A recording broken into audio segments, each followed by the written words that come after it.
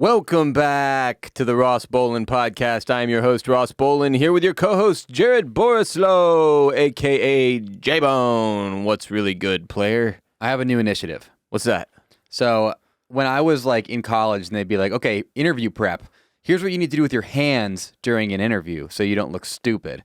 And they call it the hand church. It's where you if you're looking at this on YouTube, you put all your fingers together against each other. Right. Like your right hand thumb to your left hand thumb. Kind of makes you look like an evil genius, like a diabolical madman plotting, though. Mm-hmm. You know? But they said during an interview. A little uncomfortable. That's how they told you to sit? Uh-huh. I'm glad we didn't do a formal interview for your Bolen media position, because if you had sat like that and stared into my eyes, it would have made me really uncomfortable like it is right now. Well, I'm going to be doing the hand church the entire episode today. What do I do with my hands? Well, I'll do the anchor man. I'll do not Ron Burgundy. What's his name? No, I'm sorry. I'm thinking of Talladega Nights. Oh, God. You're mixing together the universe. Mixing together Will Ferrell films. Talladega Nights, Will Ferrell's character. He wants to go fast. What was his name? Ricky Bobby. Ricky Bobby, thank you. I'll do the Ricky Bobby with my hands just float up here like this because he doesn't know what to do with his hands, you know? You bring up a very interesting point. What if every Will Ferrell movie exists in the same universe? That would be a fucked up world. But most of his movies are based in reality and present day reality. That would be actually really cool if he did that. And then they had to make some final movie like before Will Ferrell dies, where it's all of his characters, and it's like a Tyler Perry movie where it's just Will Ferrell playing every single character from every Will Ferrell movie. What's wrong with your brain? Jared, I've received a lot of complaints about the amount of Kanye talk that has consumed this show over the past several weeks, admittedly, and for that, I apologize. Moreover, until Mr. West stops harassing his ex-wife and seeks stability and health for himself, I will not be wearing his shoes or discussing him on our show. Really? I'm serious. I know a lot of you have had your fill of Ye talk. I know you're burned out. I feel you. I'm here for you. And we'll get through this together. I'm wearing Space Jam Jordans today. No Yeezys until the harassment stops, J-Bone. It's not good timing because I recently got 2 new pairs. But a stand must be made by a man, and I am that man. Can I wear them in your stead? No one can wear them. That's the whole point. It's a boycott of sorts. Do you think he's gonna see this, bro, and go, man, I'm gonna stop being a real dick ass to my fucking ex-wife now? Yeah, he might Ross see the TikTok. Bolen stopped wearing his. The most influential suburban white man to ever wear sneakers has boycotted him temporarily after recently buying two more pairs, which puts the count to about 30-ish. Like, that's okay. You just bought 2 new pairs and then you started the boycott. Were you actually going to purchase any more pairs, or were you getting? Yes, I was gearing up, dude. No, this reeks of I've been on a roll. This reeks of you getting your purchase in. And then boycotting? And then boycotting because you knew you weren't going to buy any anyways. Yeah, to torture myself even further and making my point even harder. Because it's difficult. I was in my closet this morning. You know how hard it was to not put on those foam runners? You know how much I paid over retail value for those things? And now I can't even wear them? It's bullshit. Leave Kim Kardashian alone. Leave Skeet Davidson alone. I can't believe that nickname is sticking, but it is. Are you? My hands are. This is starting to hurt. I'm still sitting here like fucking Ricky Bobby, and I'm starting to lose feeling in my hands. I was That's wondering what's happening. how long you were going to do that for. I was also wondering what the clips were going to look like if people saw you talking about Kanye West, holding your hands up. They'd be like, you know what? I hate his Kanye takes, but it looks like he's found God because he's got his hands up as if he's doing communion. It hurts. All right, Jared, I can't do it anymore. It's fine. Anyway, Jumpman. It's back to supporting Chinese slave labor instead of spousal abuse and harassment. Is that why you bought Dunks? Yes. See? Nike boy now. Stand up. It's like choosing between a giant douche and a turd sandwich in South Park terms. Speaking of Jumpman, huge news in the sports card world. As you know, I've become addicted recently to sports cards. It's my new hobby. But not having sex with them. I do not have sex with the cards. That would be paper cut hell. Heaven or both? Depends on if you like them or not. Yeah. So Drake recently has spent like hundreds of thousands of dollars on Panini Flawless NBA. Well, they come in a suitcase. Panini Flawless comes in a metal suitcase. It contains NBA cards. They're NBA cards. Drake has recently. I thought you were going to say roulette. No, Went a different direction, but he has gone equally in a direction. degenerate. Yes, he's finally picked a hobby, like I said, with trading cards, where you can actually make some money back if you don't hit. Point being, Drake has spent hundreds of thousands of dollars on Panini Flawless suitcases trying to pull, I believe, a LeBron triple logo man card, which is a LeBron card that has 3 different logo man from his jerseys. They take the logo man patch off, put it in the card. Is he opening these publicly, like on Instagram Live or Twitch or something? I tried to find it on is YouTube. He selfishly masturbating in the comfort of his home while opening them privately? Tried to find it on YouTube yesterday, could not. So I'm not exactly sure where he's doing it, but I know he is going absolutely buck wild. God, that guy's a degen. He's so degenerate. He really is, man. I'm telling you, the roulette thing. Just like the jokes at first were jokes about Millie Bobby Brown, then suddenly it wasn't as funny anymore. It was actually kind of concerning. And then I think he realized that and let it go, or at least publicly. But the roulette thing's the same way. I was kidding at first. Like, okay, he put up a screenshot of him playing roulette. That's funny. But then there was like public $100,000s losses, and like he's put up like 6 more screenshots. And I'm just like, what the fuck is he doing? And he is promoting a company. You weren't wrong there. Steak. Mm-hmm. He must have a stake in steak. But I'm telling you, below the promotional facade lies some kind of degenerate gambling issue with Drake. I'm calling it. I'm just saying it now. This trading card thing only furthers that. What is happening? What is going on with the human beings? It seems nobody has any money, and yet everybody's spending money on NFTs and trading cards, and it's just wild. The world is a crazy place, Jared. It's people are spending money on things that they hope will bring them more money, but know in their heart of hearts. It's not but trading historically, trading cards have always been a thing. And like a very, very, very small percentage of people make money off of trading cards, right? Well, no, a lot of people do, but it's the people selling the cards. The people who are live streaming themselves, opening packs of cards for people. I only know this because I've spent hundreds of dollars doing that. Yeah.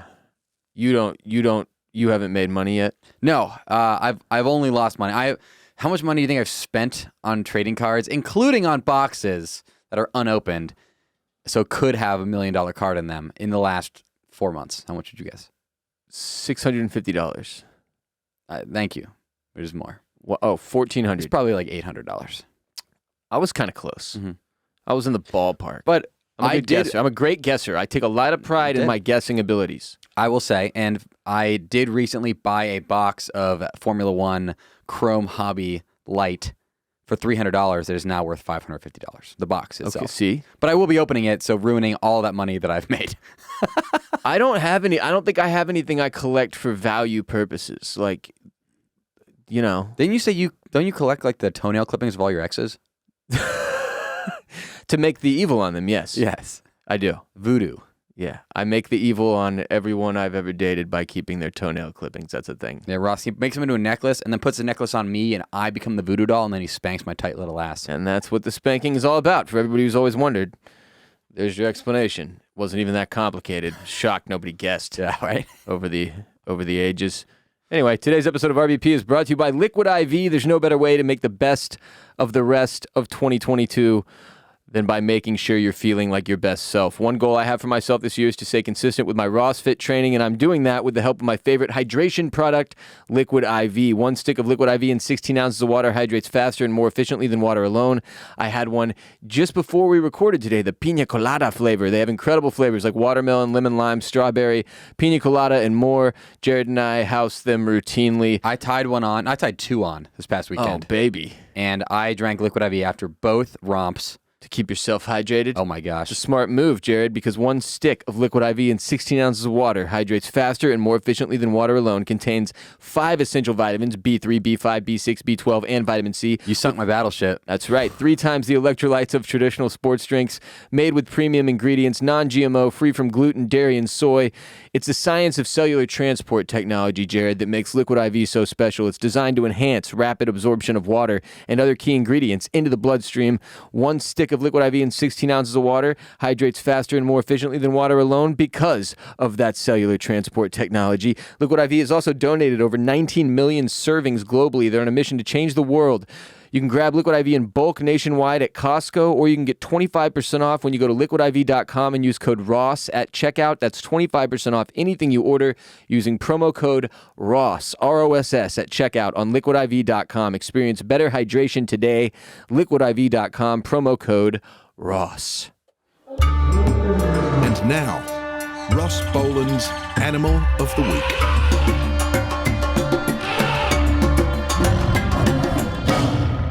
Oh, it's been a minute, J-Bone, but it is the year of the dog. Jared, who are some of the most famous dogs in history? Name a famous dog. Scrappy-Doo. Scooby-Doo would be my number one. Why'd you go Scrappy? Because he's scrappy.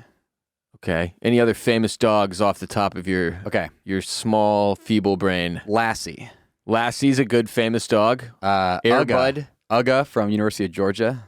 Sure, very famous dog. Fair enough. The A&M dog, Revelry, I believe it is. Revelry. I don't know.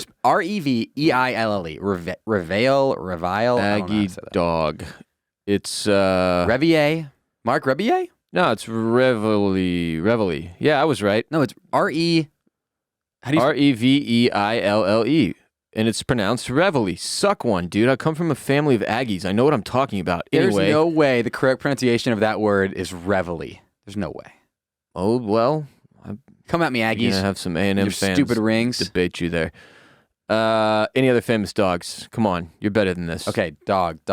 Oh. Come on. Oh, Old Yeller. There's one. Great choice, Old Yeller. Toto from Wizard of Oz, played by a Cairn Terrier named Terry. There's Rin Tin Tin. There's Balto. Sergeant Stubby, who you can learn about in RBP 356.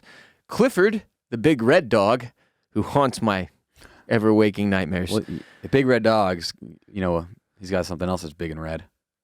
He's a dog. His big red penis? Yes. Okay, Jared. And Gidget. The Taco Bell Chihuahua was named Gidget. Rest in peace for those of you who didn't know that. Gidget died?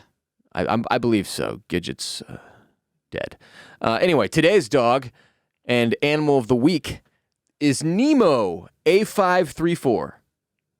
It's an interesting name, Ross. Isn't it? That's because Nemo A534 was a German Shepherd dog who served in the United States Air Force during the Vietnam War. Tan Son Nhut Air Base, where Nemo was stationed, fell under attack by the Viet Cong in the early hours of December 4th, 1966. Nemo would be released to attack Viet Cong later in the night, in the process losing one eye and suffering a gunshot wound to the nose. Wait, so they were just like, all right, Nemo. They just let him off leash and like, go get some Save Viet our lives, Cong? Nemo. Fuck up the Viet Cong. Jeez. A bullet would enter under his right eye and exit through his mouth. Despite his severe injuries, Nemo would save the life of his handler, Airman Robert A. Thronberg, who had also been wounded. Crawling across Thronberg's body, Nemo guarded his handler against any who dared to come near until medical help could arrive. In the silence of darkness, here's the story, I think. The airman Robert Thronberg and sentry dog Nemo patrolled near a graveyard on Tan Son Nhut Air Base on the night of December 4th, 1966.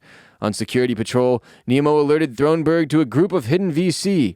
Watch him, said Airman Thronberg. They were just venture capitalists hiding during the Vietnam War? Yes, dude. In the fucking jungle. You've never seen, like, a movie about Vietnam? The dog's muscles tensed for action.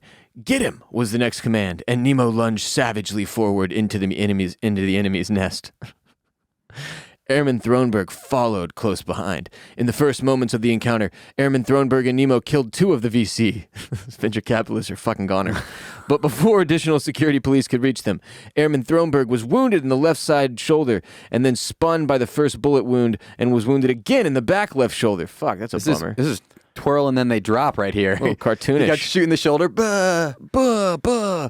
After being of Airman Thronberg, but indirectly prevented. Oh wait, what? I don't know. Airman Thronberg received 2 Purple Hearts and the Bronze Star Medal, and with the V for Valor. Nemo was one of the first canine units retired and returned to the U.S. Due to his heroic actions after receiving his injuries, Nemo was returned to Lackland Air Force Base in the U.S., where he was given a permanent retirement kennel. Damn, son, that's harsh as fuck. He continued working as a recruiting dog and died in December 1972 at Lackland, where his memorial kennels and stones stand today in his honor. Unbelievable. Nemo the fish is a fraud. This is our real hero. How many Viet Cong did Nemo the dog kill? I don't know, dude. Also, hey, maybe like no more dogs in war. Yeah, what the fuck? I get that the humans feel the need to kill each other or whatever, but like, why involve the dogs, man? That's so fucked. Like, I understand, like a bomb sniffing dog or whatever. Sure, but even then, it's like, well, I don't think the bomb explodes on the bomb sniffing dog, right? I don't know how bomb sniffing dogs work. I mean, you don't want the bomb to explode on the bomb sniffing dog, but you don't want it to explode on anybody. But sometimes that's what bombs do, Jared. Like the Hurt Locker. Yeah, I've seen that movie. Fucking the thing about the Hurt Locker. Bought a whole bunch of Rin coins right after I saw that movie, and I was hoping that was like going to be a sound investment. But then Jeremy Renner ended up being a fraud, just like Nemo the fish. I want one of those Michelin Man suits that prevents you from getting exploded. Those are pretty gnarly. I think they weigh a whole bunch though. You know, it gets hot here in the summertime, but maybe for the winter months. We can ask Jeremy Renner when we interview him. That does look like something you would see in like Yeezy season 12, frankly. Anyway, let the dogs chill, man. This is like, you know, I just feel like Nemo A534 had a pretty cold name that also reflected his life well. Like he stayed in service through all of it. Gunshot wounds and all, saving motherfuckers, killing venture capitalists. I can't believe they didn't retire. He retired to a freaking kennel and kept it's like the general who does it. He like refuses to like go get a normal job. He just stays in the Air Force until he's decrepit and even more terrifying looking. Yeah, I think they should have been like, hey, you can go like chill on a farm. Like he's a recruiting dog. Hey, come join the army. Look at this guy. He has he has one eye. I mean, do they give him the number to decanonize them? Because it's like, that makes sense, but then why give him Nemo as well? Nemo A534. And how many dogs were there? A534? Is there like 534 dogs? How many dogs have been in the service? These are questions I've got that I will one day give answers to. Yeah, I think I'm going to go count. I'm a dog pacifist. I think dogs should not be in war unless they're there to comfort the soldiers. What is it called? The subconscious objector? Conscientious objector. Yeah. Dogs are conscientious objectors. I'm looking at two right now that not only wouldn't survive a war, but wouldn't survive 20 minutes 3 blocks away. You know? Like, why do we make dogs do war? Because we're lazy. The dogs of war, Jared. We need to pull ourselves up by our bootstraps and take the dogs out of war and replace them with soldiers. Just no more war. No more dog war and no more war. Those are my two. If I was in the pageant and they were asking me, like, what's your wish? Or whatever they ask for one of the questions, and Donald Trump's asking me, Ross, you're beautiful. What's your wish? And I'd say, no more war for dogs or humans. Don, thank you for asking. Today's episode is also brought to you by MyBookie. The madness has officially begun. Jared's team has unfortunately been knocked out. Okay, at least they fucking made it. Yeah, it's true. I mean, well, you know. Who's looking at me? My team's the U of H Fighting Cougars. No one's ever called them that, but that's what I'm calling them. Anyway, if you're listening, it's time for you to shoot your shot and score big on the nonstop action with MyBookie. Doesn't matter whether you're filling out multiple brackets or betting on the national championship winner or simply looking for player and individual game props, MyBookie has you covered. Sign up today at MyBookie. Use promo code RBP to secure a first deposit bonus up to $1,000. It's simple. Put in $200 and play with $300. Just use promo code RBP to claim your bonus. College basketball, NBA, UFC, no matter the sport, no matter the minute. MyBookie puts the action in your hands with in-game live betting. So if you miss tip-off or puck drop or whatever sport you're betting on, doesn't matter. They've got live action for you as well, even if the game is started. And with the choice of thousands of lines of odds, you can turn any game day into payday. Bet anything, anytime, anywhere with MyBookie. Code RBP when you sign up. Deposit to support the podcast and unlock that special bonus. Stipulations apply. I have some insane headlines of the day for you, Jared. Are you excited? Yeah, I see the first one here. Not too sure what it means. Read it. Read it to the people. Pusha T releases diss track attacking McDonald's on behalf of Arby's. This is like my wet dream insane headline of the day. Is this SpawnCon? No, it's really not. Arby's didn't pay for this? No, but people are starting to suspect that we are just a general fast food minion at this point, that all we do is plug fast food. And Kanye, who had a fast food commercial recently, and recently also let Pusha T go from his label, from his contract, as a friendly gesture to allow him to do his own thing. Anyway, yeah, Pusha T releases diss track attacking McDonald's on behalf of Arby's, which is ironic because Kanye was just in a McDonald's Super Bowl commercial. He was? Yes, he was. What was he doing? Ordering at the drive-thru menu, but instead of ordering anything, he went,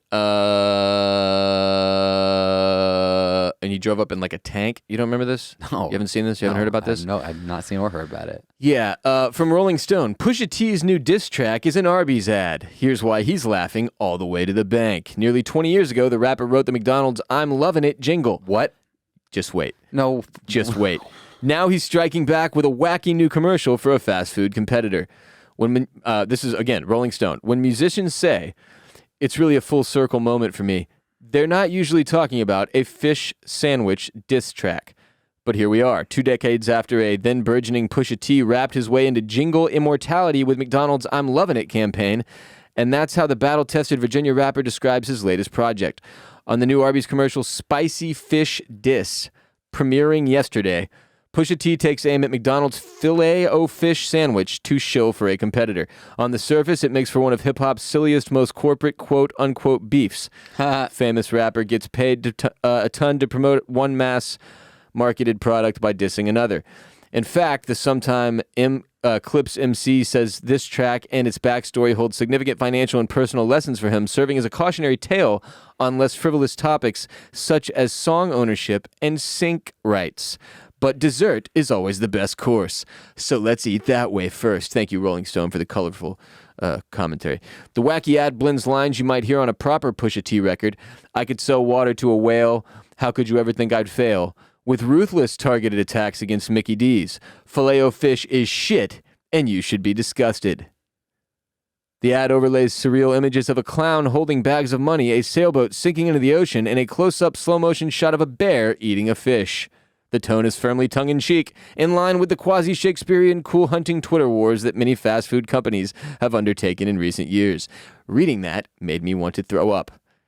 Ever since the start of his career, the former Clip star has positioned himself as one of rap's low-key greatest businessmen, aligning with artists and brands for a small fortune. In 2016, industry vet Steve Stout shocked the industry when he claimed that Pusha T and his brother Malice, who made up Clips and who now raps under the name No Malice, he's a Christian rapper, were the writers behind McDonald's ubiquitous "I'm Lovin' It" jingle in 2003 alongside Pharrell Williams and Justin Timberlake. The company had already paid Justin Timberlake $6 million to record his song "I'm Lovin' It," on which the jingle is based. Push's role in writing the jingle has since been disputed by others. Back then, Clips had just released their debut album, Lord Willing, and were still working toward getting a stable foothold in the industry. Pusha says now that he was paid a one-time fee, but no royalties for what would become the longest-running marketing campaign in the company's 82-year history. Ba-da-ba-ba-ba. And I quote, "I am solely responsible for the 'I'm Lovin' It' swag and the jingle of that company," he tells Rolling Stone. "That's just real. I am the reason. Now I gotta crush it." He laughs and adds, quote, "I did it at a very young age, at a very young time in my career where I wasn't asking for as much money and ownership. It's something that always dug at me later in life. Damn it, I was part of this and should have made more stake. It was like $500,000 or $1 million for me and my brother, but that's peanuts for as long as that's been running. I had to go get that energy off me, and this ad was the perfect way to get that energy like, you know what, I'm over it." He laughs again. "I hope Spicy Fish Diss has more cultural impact than Adidon, because that's going to go direct to my pocket." Adidon was the song that he wrote and put out, revealing that Drake had a secret child with a former porn star. How's that kid doing? Drake's kid? Mm-hmm. He's doing great. He's awesome. Fucking love that kid. Seriously. He's all over social media now. He's incredible. He sits courtside all the time. So was Drake... He kind of looks like Sideshow Bob from The Simpsons. Oh. Was Drake going to ever, was he just going to keep the kid private until like an albino Sideshow Pusha T? Bob? Yeah. He didn't appear he was going to tell anybody. And then Pusha T was like, "No, you're going to be a father," which is wild. Who knows what would have happened if Pusha hadn't outed. Anyway, the point of this is an incredible commercial, first of all. You have to just Google Arby's Pusha T and watch it. But also the backstory that Pusha T and Malice actually wrote, and that Pusha T says things like, I'm solely responsible for the McDonald's jingle, I'm loving it, is wild. Just a wild story, Jared. I enjoy it. Yeah. I also cannot believe ba-da-ba-ba-ba, like Pusha T. Ba-da-ba-ba-ba. Pusha T claims he wrote that. I'm loving it. Maybe he was eating a fucking filet of fish back in the day. We still haven't had them, by the way. We were supposed to eat filet of fishes by now. I'm pretty hungry as we speak. We have smoothies, but like... I know, it's the opposite of a filet of fish. I feel like it's kind of a bummer. Fuck. Now Let's move on before I get more hungry. Next headline. Fortnite has turned off building in its default mode. I'm back in. I really am back in. I'm not joking. For more than one reason, though, because also until April 3rd, all proceeds from Fortnite are being donated to humanitarian relief helping people affected by Russia's invasion of Ukraine, which is pretty cool. That's going to be a lot of money, and Fortnite does a lot of really cool cultural things that they should be given credit for, while sucking in all of our money and our children's money and our children's time. Partially and ruining brains. humanity. But that's point is, they've always done really creative things to suck people back into this game, whether it be bringing their favorite characters that they can play as, like Travis Scott, or a more recently relevant one, The Rock, or, Spider-Man, or whatever. But this was the move they had to make if they wanted to get guys like me back in, guys like you back in. I'll play Fortnite, but not if I've got a build. Fuck all that shit, dude. I don't smoke crack or drink energy drinks, and I can't do it. I'm a liquid IV guy, and we don't build. I shoot to kill. I loved Fortnite in its heyday, back before the little crackheads took over with their fucking 400-story towers and the Cypher PKs of the world, taught them all how to do that, and I was out. I'm a simpleton. I like Warzone and fucking first-person shooters that don't involve having to construct a 36-story building to be able to compete in 10 seconds. Like, I can't do that. So them turning off building, Jared and I are back. Why not?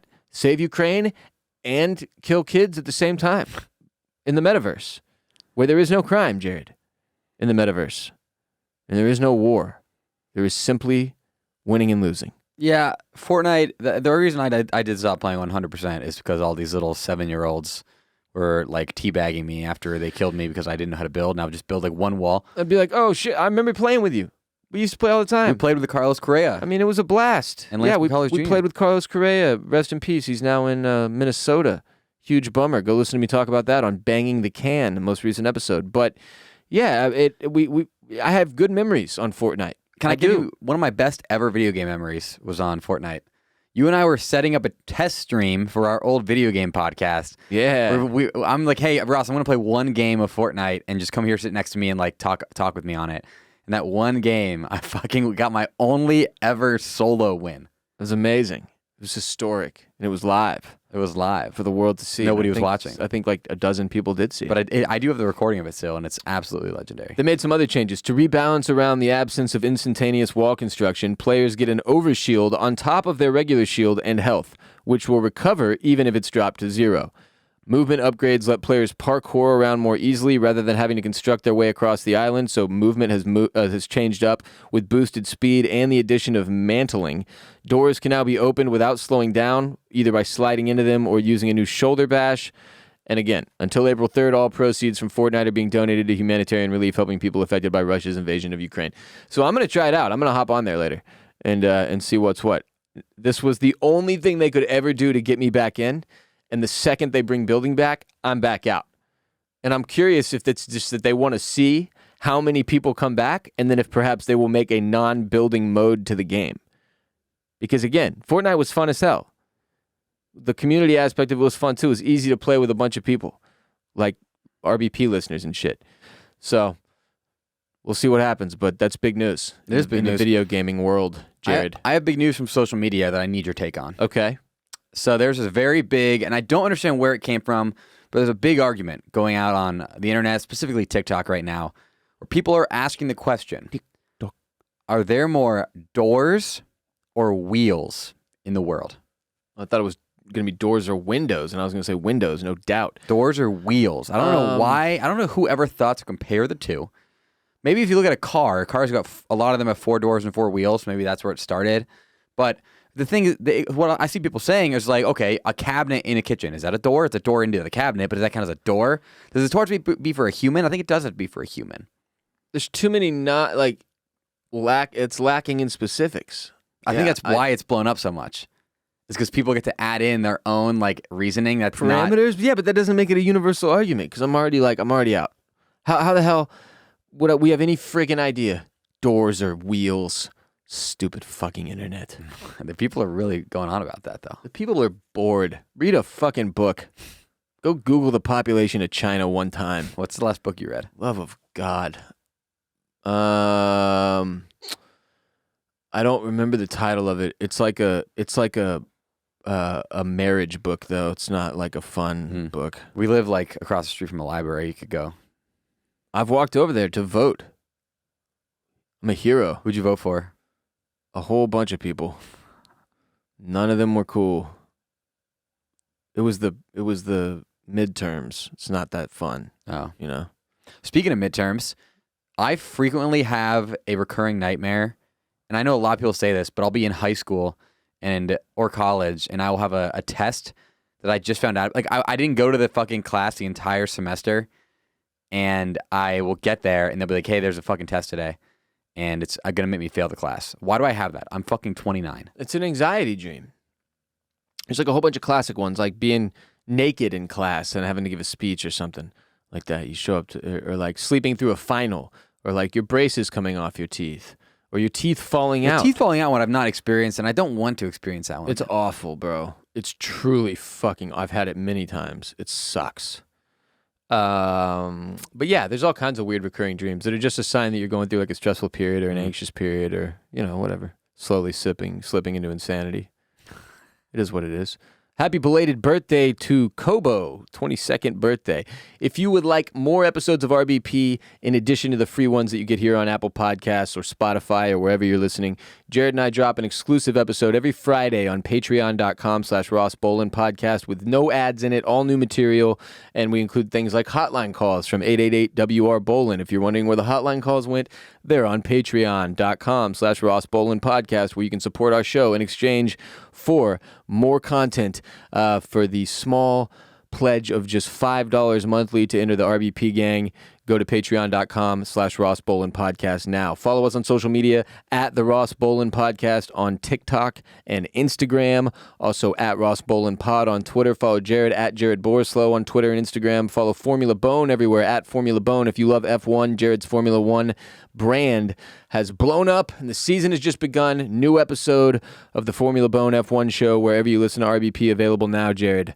Hot stuff. Hot stuff. At Formula Bone on TikTok, Instagram, and Twitter as well. Almost at 100K TikTok followers. About to hit 100,000 on TikTok. Very exciting stuff. Enormous growth. Huge. It's called exponential growth. #exponential growth. Follow me at WR Bolen on Twitter and Instagram. We will be back tomorrow with another episode here on Spotify, Apple Podcasts, or wherever you listen. And, of course, on Friday on Patreon for our supporters in the RBP gang, enforcers, and OGs. Until next time. Peace be with you, and also with you.